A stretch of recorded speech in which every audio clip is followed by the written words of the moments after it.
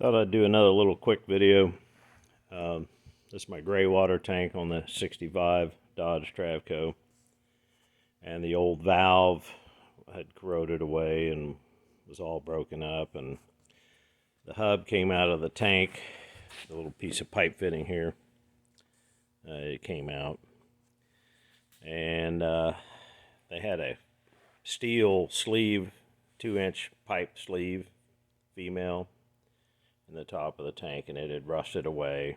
Fitting had broke off in it, so I ground all that out. I bought a 2-inch brass floor flange, turned it down on the lathe because it was really big, and dressed it down,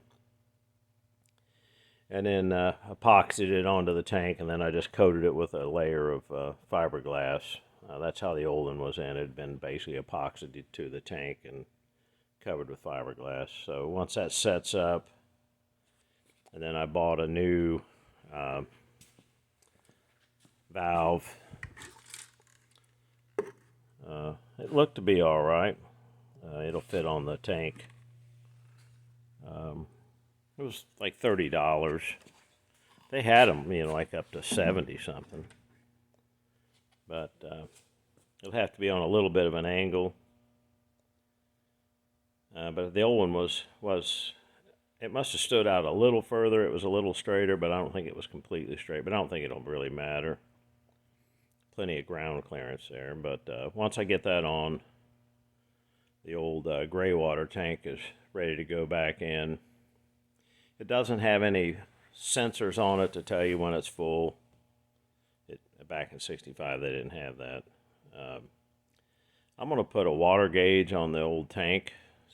And basically, this is about 4 gallons more than what the water tank is. So if I run out of water, I need to drain the tank. Simple as that. So I'm not going to fool with the level gauges. Just more stuff to go wrong. But anyway, I just thought I would, I had to kind of rebuild the tank. It's like everything on this old girl is pretty rough shape. So I'm almost done with the gray water tank.